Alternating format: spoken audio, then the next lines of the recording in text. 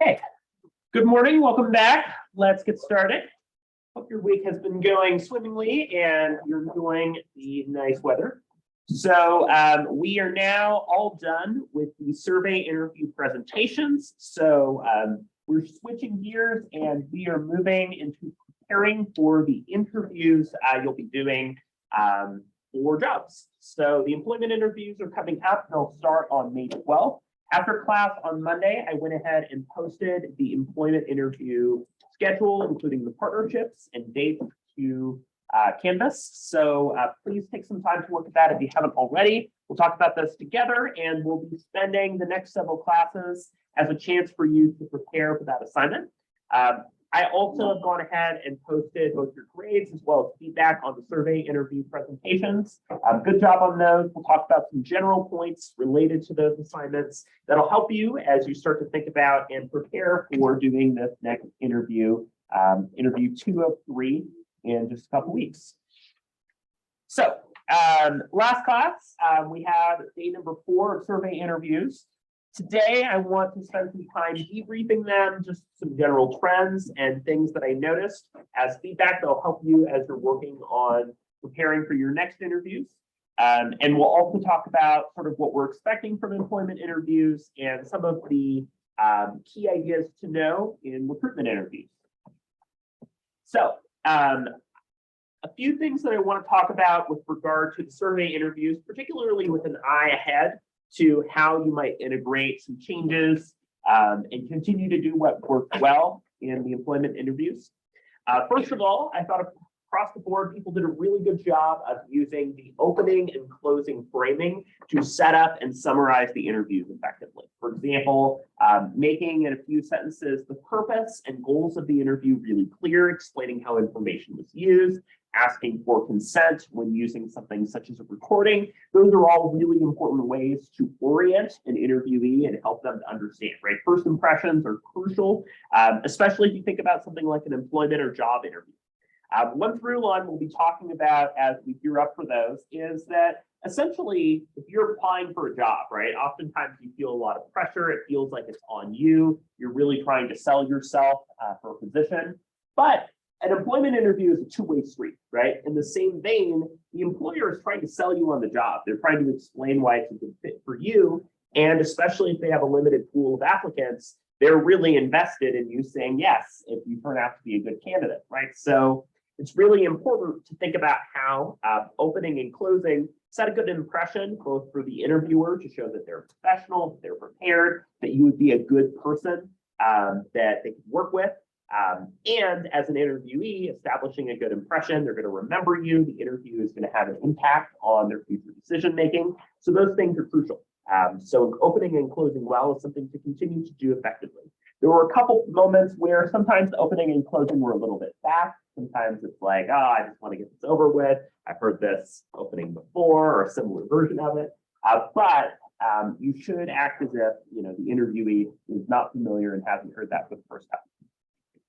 I also liked how a lot of you used the inverse funnel, right? So kind of like a beaker structure for the interview where you started with a lot of close-ended questions such as demographics and basic information, and then you gradually opened up to interviews that had a wider range of possible responses.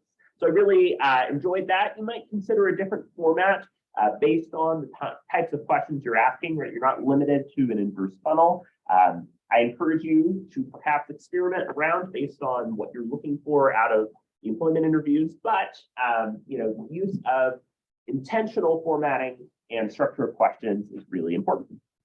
And I also liked how there was good variety in the kinds of questions. Just about all of you included at least one scale question, and especially as the interview continued, you all provided really good clarity on what that scale was measuring, how that scale was being used, and that was really good.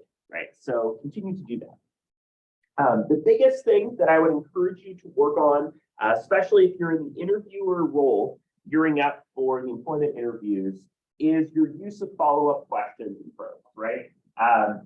Especially if you're not like super into kind of conflict or confrontation. I know that using follow-ups and probes can feel a little bit weird. It can also feel a little bit challenging in terms of time management. You're not sure You're trying to get through questions, you're not sure if it's a good time to ask a probe. So I'm going to give a couple points of feedback here, right? First of all, right, follow the spark. It's like you're digging for treasure. If you're digging in the ground and you hit something, right, or your metal detector is beeping as you're sweeping it on the ground, what do? You look there, right? If somebody is bringing up an important point or detail, asking a follow-up question or probe that's getting into that detail is really important. For example, if somebody is giving a scale, how would you rate the food, 1 to 5, and they say 1? You might follow up and say, why would you give the 1, right? There's something that's interesting to you, that's provocative, it's getting your attention. It's always a good chance for you to ask follow-up questions, right? Sometimes that means that your follow-up question essentially makes another question you had later redundant. Cool. In that case, don't ask that later question, right? You're using kind of the flow and organization of the interview such that you can go down a path that's interesting and ask further questions down that road. Another thing that I would encourage is one thing you can do is make a note for yourself.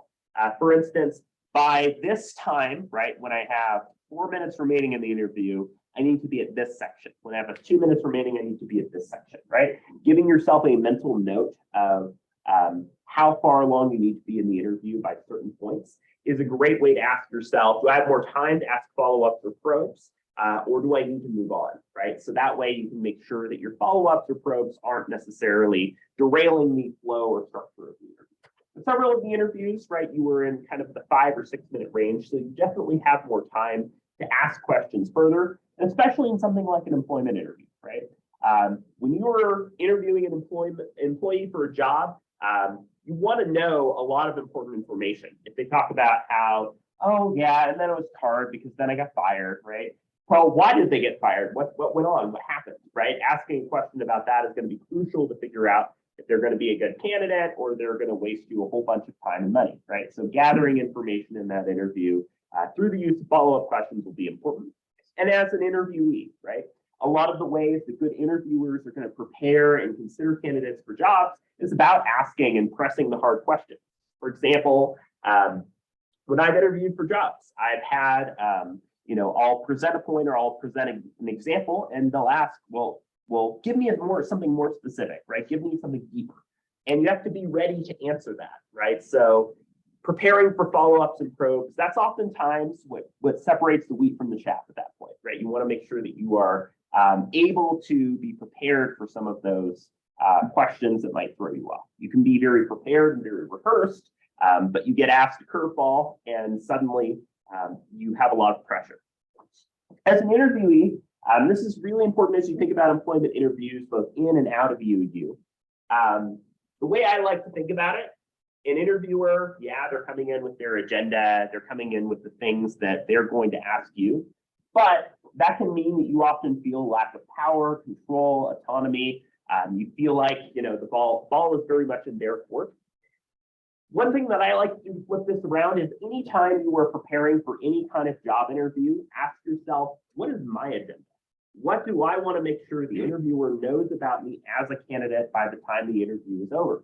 What are some examples that I want to make sure that I share? What are some professional things that I've done or things that I bring to the table that I really want to make sure that the interviewer knows? And one way you can do this is, as an interviewee, you can bring in your own points of questions and clarification, right? You should always, as an interviewee for a job interview, be prepared for questions. And those questions shouldn't necessarily just be logistical, like, what does your timeline look like? When do you hope to make a decision?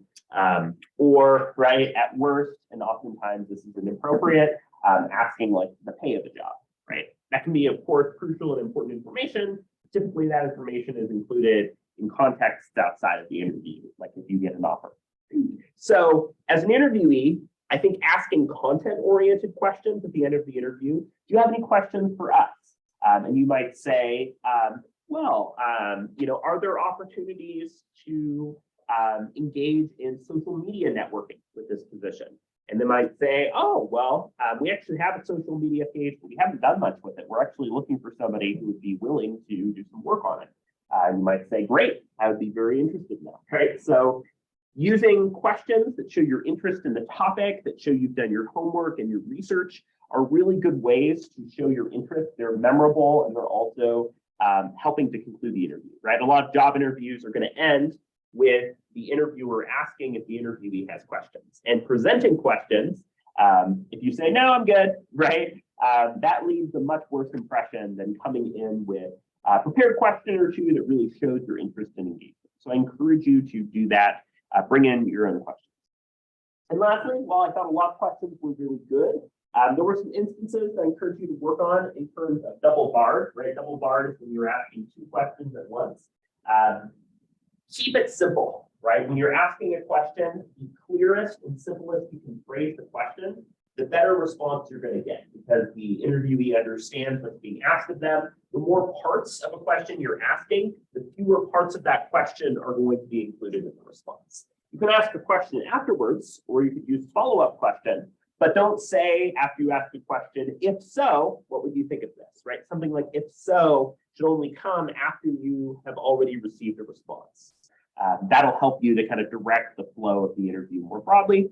And also try to avoid questions that are too biased or loaded, right? For instance, using something like a probe and saying, it's a small environment, wasn't it? And they say yes. Oftentimes, especially in something like an employment interview, people are putting on a show. They want to perform and appear as the kind of candidate that they think will be hired. And one of the tricks is to break down the kind of facade that somebody is presenting in an employment interview. If you're an interviewer and you really want to make sure you understand a candidate, you have to ask questions and engage in a way that really gets honest, true responses. So all points that I think you might think about as you're moving forward. Let me know if you have any questions related to your survey interview or grade on that, but just wanted to bring up some points with an eye towards the future. So what I would like you to do is to take some time on your own to do a little bit of reflection and thinking ahead here. This will be part 1 of 2 for your attendance today. First of all, I'd like you to think about what are 2 things that you feel like went well during your survey interviews. You can think about this both in terms of your interviewer and interviewee roles. Second of all, what are 2 things that you would like to work on improving? Things that you felt on your own maybe didn't go the best, things that you might have received from me as far as feedback, or just general thoughts on what you might want to change or adjust going forward. And then once you've done that, I want you to take some time to think about possible job opportunities, internships, other things professionally that you're interested in exploring, either this spring, headed into the summer break, or if you're a senior, you're thinking about graduating, what opportunities you might be interested in after that. This doesn't bind you to anything, but this is an opportunity for you to start thinking here. One thing that I think will be really cool is this class is a chance for you to think about a variety of different opportunities and to do essentially a mock interview for a type of job that you might be interested in.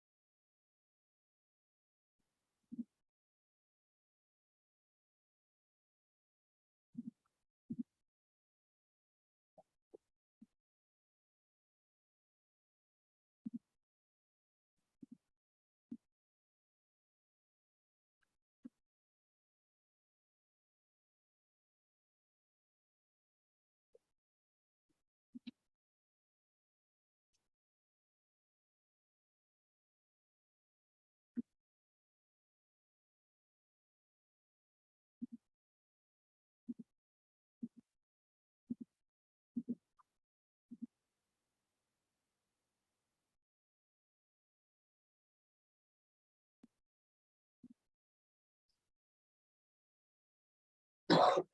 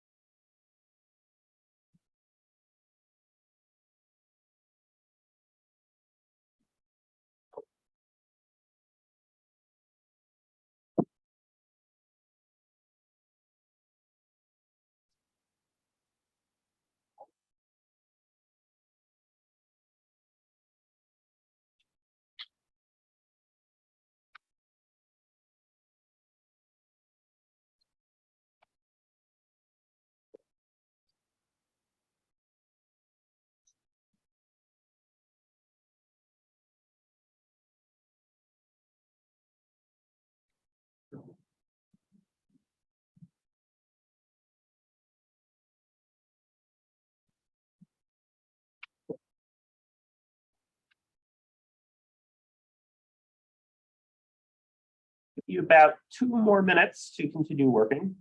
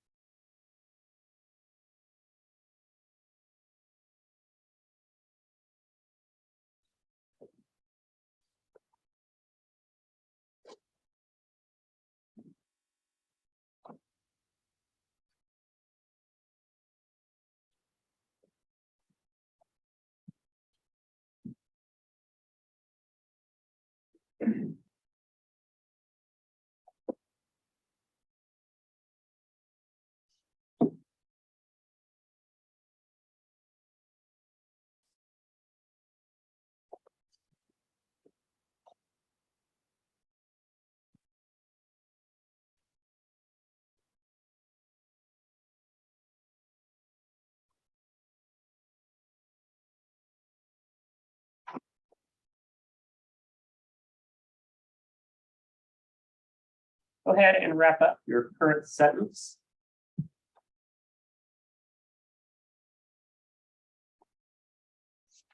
Again, this is not binding. If over the course of today you start to think about other ideas that you're interested in, or perhaps want to go down a different path, you're welcome to do so. This is just a chance for you to start to think about how you might like to have this interview conducted. So the employment interviews, I want to go over just some expectations and details related to those. So to start with, on Monday, I went ahead and posted the schedule for this assignment, and it's available for your review. So again, our presentation days are Friday, May 12th, Monday, May 15th, Wednesday, May 17th, and Friday, May 19th. So we'll have those 4 class meetings. Again, I tried to change things up, both accounting for your travel schedules and restrictions that you indicated on the Google form, while also trying to change up some of the partnerships and have folks who presented early, present later, and vice versa this time around. Take a look and please let me know if you anticipate a conflict as soon as possible so that we can make sure that we are correcting that so everybody can present. So like last time, this is going to be 6 to 8 minutes. I'm asking again that you prepare and send your brief and guide to me in advance, either through email or submitting to Canvas before you give your interview. So what you're going to be doing on this assignment, right, is working with your partner toward a job that you're interested in applying for, right? So the idea here is that the interviewer is taking on the role of a recruiter, search committee member, a person who is interviewing a candidate for a job. And as an interviewee, you're that candidate and you're responding to questions, right? And the idea here is that you're developing a line of questions based off of this opportunity. Now, you and your partner might have very different interests or very different professional opportunities that you might be thinking about. And that's fine. That's great. The interview can be different across different sides. So for example, perhaps person A really wants to interview for a job as a partner at a law firm, and person B really wants to interview, for working at a lumber company. Cool. The idea here is that you can prepare and you can develop questions that are based on what your partner is interested in and the kinds of questions that they might expect to see in a position like that one. So part of coordinating with your partner is figuring out, okay, how can I prepare for asking you questions for the kind of job that you're interested in, right? So you can think about how you develop questions with this in mind. The prompt, right? You and your partner are deciding on a professional job or other opportunity. Again, it can be a different one for either side. And your goal is to participate in an effective employment job interview that'll involve both a brief and guide, and you'll be graded again on your role as both interviewer and interviewee. So pretty straightforward, but again, very different genre, set of expectations and things that we'll be looking for on both sides. Any questions about this assignment? Yes. Are we giving our partners like resumes and things as like preparation? Sure. So you don't have to develop or submit a formal resume to your partner to prepare. If there's information that you feel like would be useful for your partner to have, or you want to give that information, you certainly can. That's not a requirement for the assignment, right? Whatever information or context that'll help your partner to engage is totally fine. Any other questions? So yeah, I think that this will be really cool. Another thing that I would encourage reaching out to is the EOU Career Services Center. They do a lot of work, including practice job interviews, preparation for jobs as well. So they can also be a great resource as you're thinking about this, either to present in class or in other opportunities professionally too. So looking forward to this one.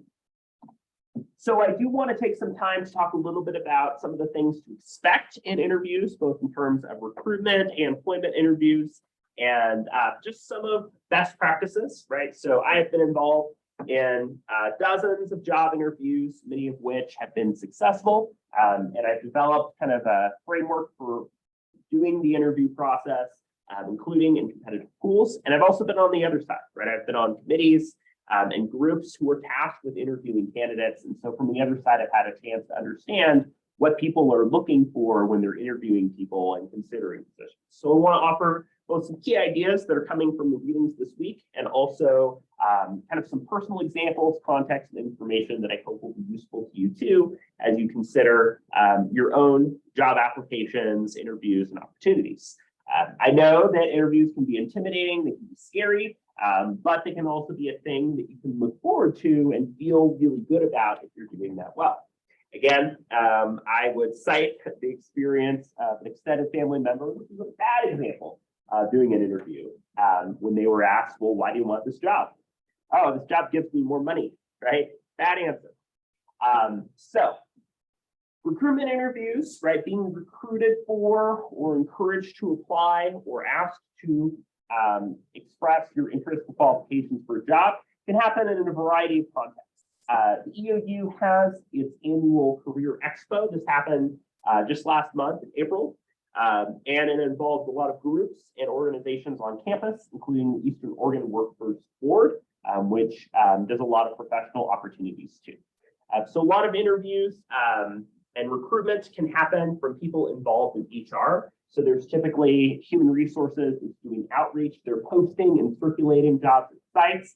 And a lot of jobs, including those that have professional applicants, are going to do a kind of first step that might involve working through HR to try to better understand the candidates and where they're coming from, right? Oftentimes, you might be presented with an early first round screening style interview that's designed to get the basic information and qualifications. There's a good chance that you move forward if you meet those qualifications.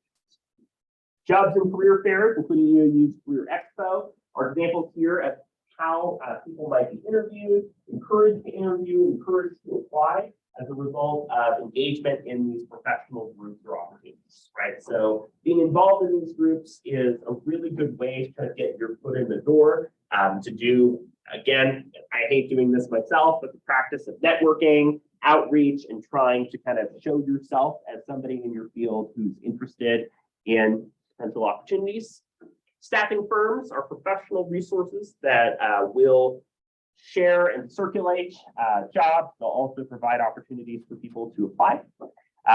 Zoom and other digital platforms, right, are also ways in which interviews happen. A lot of interviews these days are conducted via Zoom. When I interviewed for EOU, it was still under quarantine, so I did all the interview stuff over Zoom and then got the chance to visit campus too. And then physical sites, including being asked to attend the location or office or setting of a group that you might be interested in.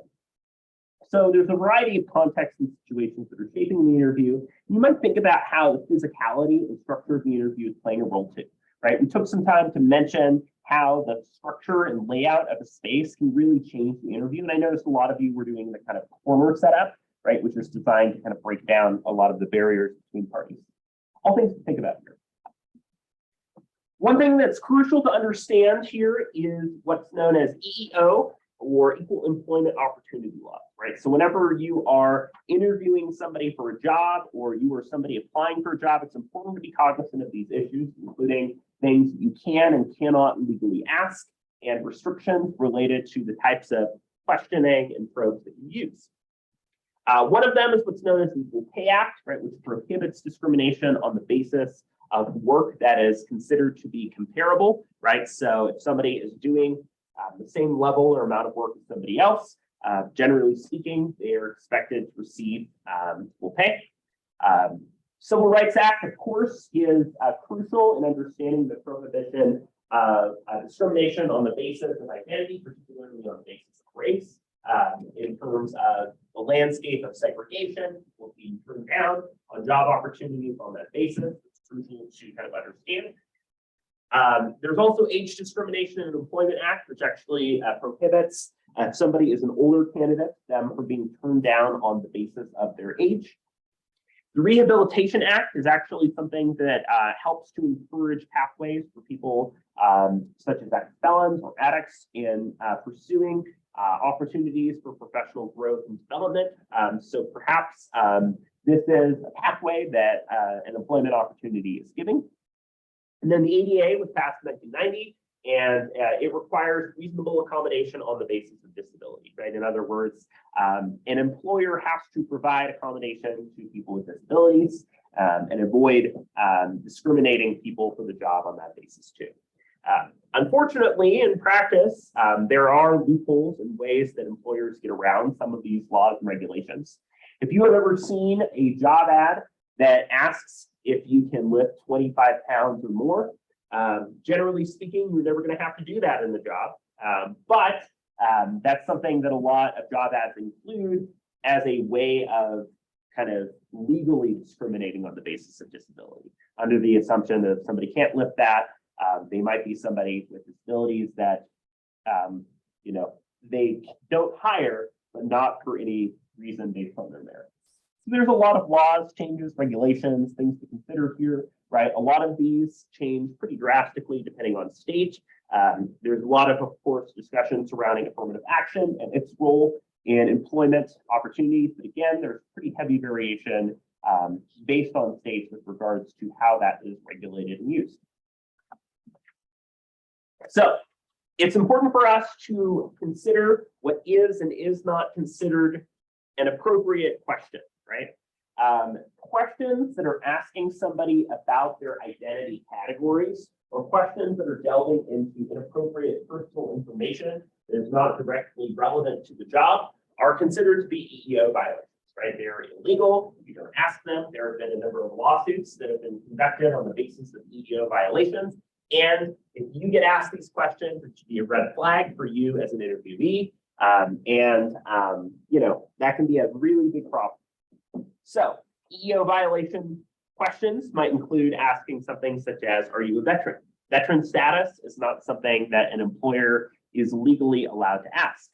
Do you plan on having kids, right? So, asking questions about somebody's identity, asking about their marital status, asking about if they are planning on having kids or if somebody is pregnant. Those are questions that have actually been asked in a lot of job interviews, but they're not questions that are supposed to be asked, because that should not be used as the basis of discrimination. And lastly, like asking a question such as, like, where are you from? What's your ethnicity, right? Like asking those types of questions are also considered to be inappropriate in the context of the interview, right? When you think about asking questions, they should be content oriented. They should be about qualifications for the job. They should not be, and perhaps the personality characteristics and elements that you yourself might have. Like, for instance, asking somebody about their character, their punctuality, their ability to complete tasks, all that is fine. But if you start to get into questions about like them as people and aspects of them as people, you're starting to veer into that territory. Again, these types of questions could be totally acceptable in something like a survey interview where you will ask questions kind of about somebody's age and experience. But for something like an employment interview, these are not questions you want to ask. Instead, you want to ask about bona fide occupational qualifications, right? These are questions that are specifically about how somebody is or is not a good candidate, right? So if you're thinking about developing your question list for this interview, be thinking about bona fide occupational qualifications. What is that person's work experience? How can they speak to their previous work experience? Or maybe you're new, maybe you haven't really applied or been in jobs in something that much. That's fine. What is other experience you have that might be relevant or significant or useful as you're preparing? Sometimes just being a student and taking classes that are relevant to the job is a good way to prepare, right? If you are doing something like, customer satisfaction or like some type of recruitment, you could say, hey, I took an interviewing class. I learned some of these skills. Training. So for instance, have you done training programs? Have you taken classes or done a certificate? Education, including educational experience, is really useful too. Talking about your degree and specifically what you have done with that degree, what you have focused on, that's really useful too. What are your skills? What you bring to the table that is relevant to the job? Oftentimes when you're developing a resume, you are displaying and showcasing your skills. So asking about somebody's skills is a really good line of questioning. So conviction records, there are contexts where that is appropriate to ask. There are a lot of jobs where something like a conviction is relevant to the job. Physical attributes are relevant if the job is about the use of manual labor. And then personality traits. So this is useful in the context of understanding the character, the background, and the qualifications that somebody is bringing. So whenever, especially you're starting to get into this type of territory with your questions, you always have to ask yourself, is this relevant?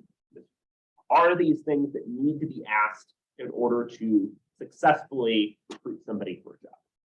Another thing we'll be talking about is thinking to yourself, what questions can I ask that are not on a resume, right? Because if all you're asking in your line of questioning is a regurgitation of questions that are already in their application materials, you're not learning anything new about the candidate, right? The interview is a chance to get into details and information that you don't already know about the interview.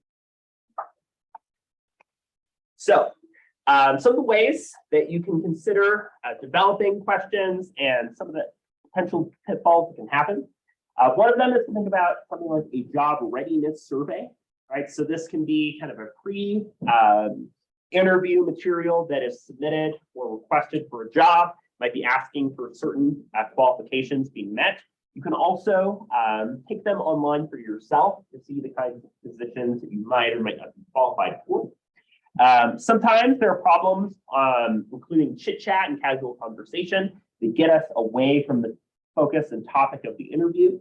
The focus here needs to be, if you're asking questions, what is the applicant able to do? What are they bringing to the table? What are they kind of showing you that they know and they understand and they can use for the position, right? So it can be easy to be sidetracked in a job interview, especially if the person you're interviewing is very engaged, very good at conversation.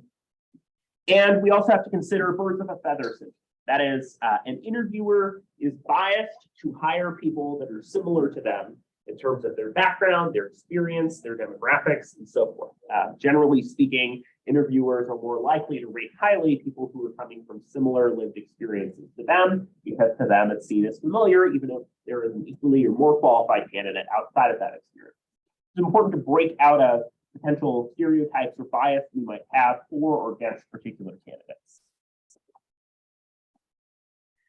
When you think about submitting something like a job ad, right, this is going to be very different depending on the position that you apply for.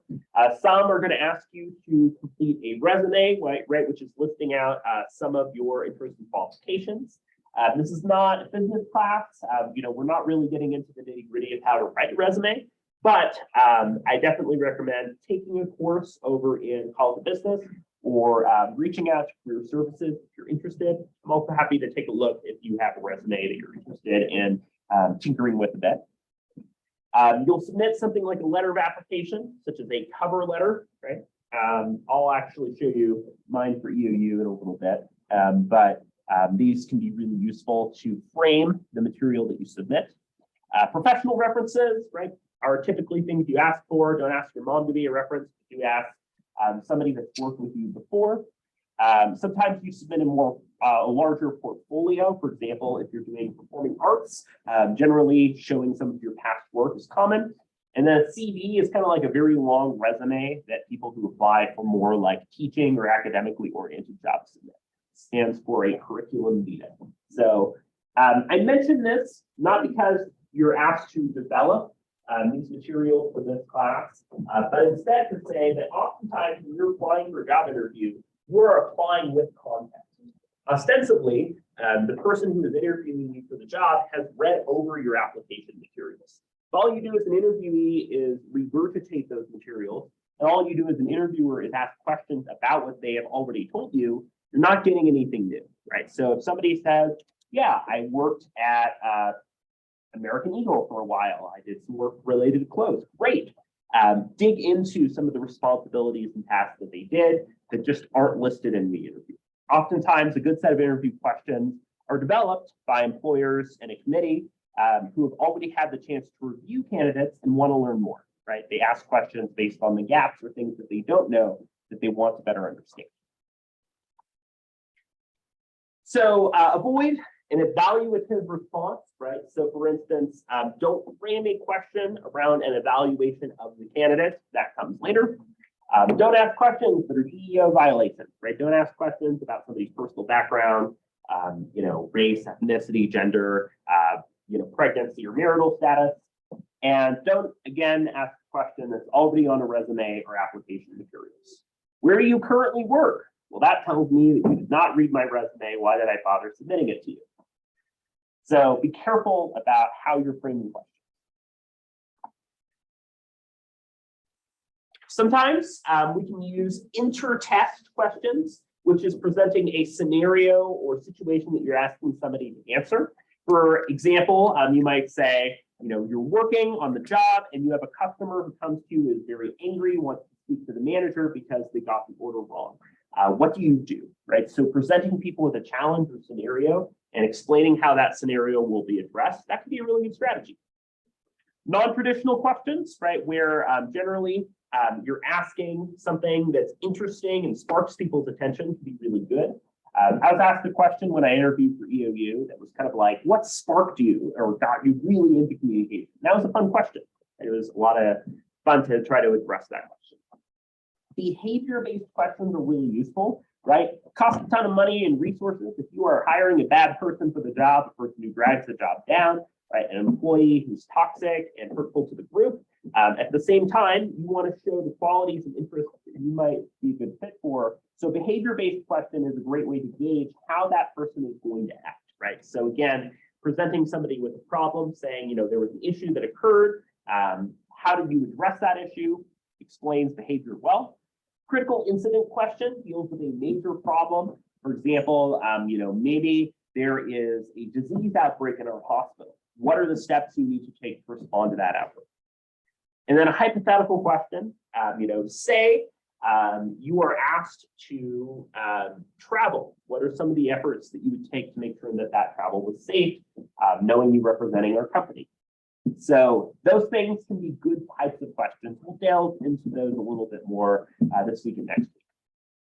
But assessing, evaluating, and using probes are important here, right? Thinking about the candidate based on how their behavior, their qualities, their qualifications apply are really important.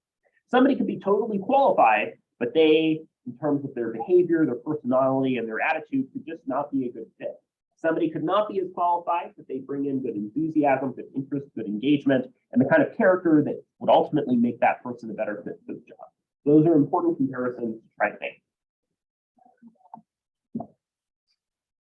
We'll talk more in this class about how we answer interview questions, but there are a few different ways we can consider this. One of them is the mini speech. This is a common method where you tell me what you're going to tell me, your preview. You tell me, and then you tell me what you told me. This is a really good way of structuring interview questions or interview responses in situations where there's a story or scenario. Tell me what got you interested in this field. STAR, this is really good when you're asked to describe a problem or issue and how you resolve that. Explain the situation, what happened. There was a customer who complained. Task, here's what I did. I addressed their complaint. I remade their milkshake. The action, I gave that new milkshake to them, and as a result, they were much more satisfied, and they even got a coupon for their next order. PAR is another structure you can use. Here's the issue. Here's the actions that I took, and here's how I resolved the issue. So we'll talk more about strategies of answering questions, but for now, I think it's useful for us to know some of these methods as a means of addressing good questions in an employment or job context. So in the remaining few minutes that we have today, I'd like you to take some time to chat with your partner, or you can do this on your own if your partner is not here today. Talk about some of the professional opportunities you're interested in, or send a message to your partner if they're not here. What are some of the employment interviews you might be interested in? Exchange any relevant contact information, and then consider a question that you might ask for your partner in this interview. Again, we have a short time for you to work today, but we will have some longer blocks in later class meetings for you to work with your partner more generally. So raise your hand if you were on Friday, May 12th. We'll look around to find your partner. Monday, May 15th. Wednesday, May 17th. Friday, May 19th. Okay, so take a moment, find your partner, say hi, and think about a question that you might ask them for their interview.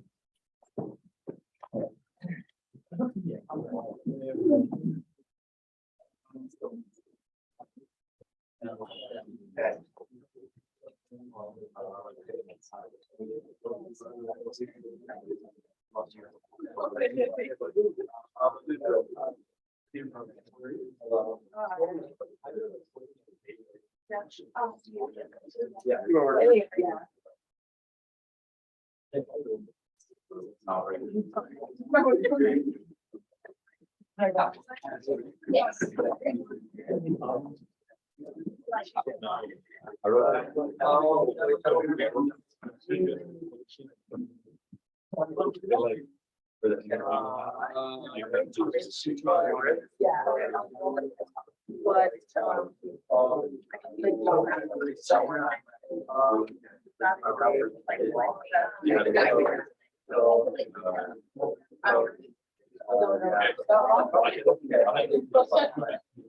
Well, the type of law.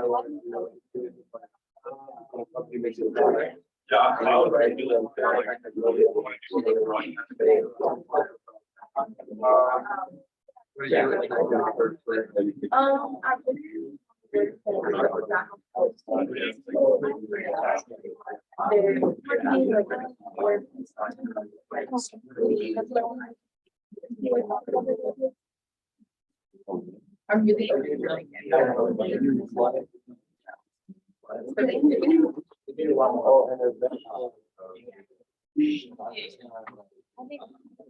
Yeah, I'd say one.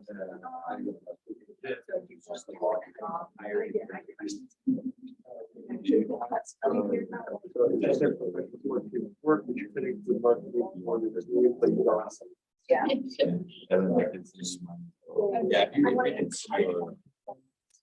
You said Like.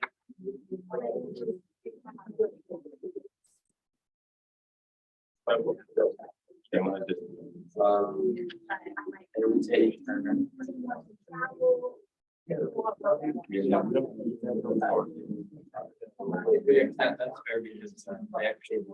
I did not. Yes. They like.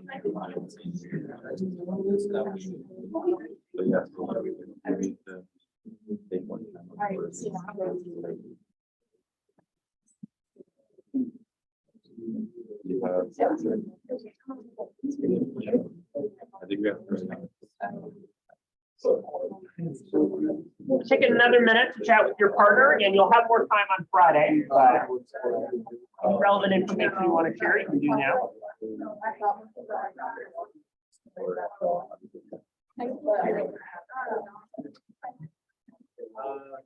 I know I said, how do you feel you can benefit the market? One kind of balance, like. I watch things. I can.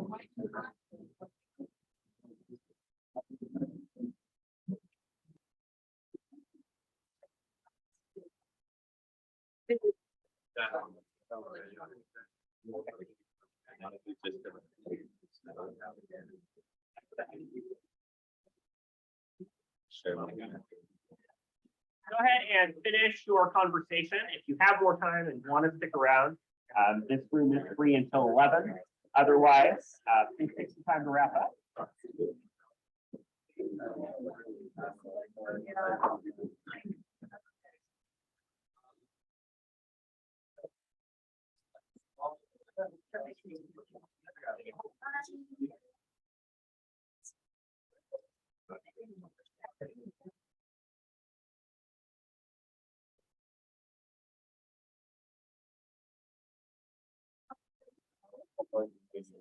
Since we're wrapping up, take some time to think about these employment interviews. So I'll have a chance to work with your partner more later this week.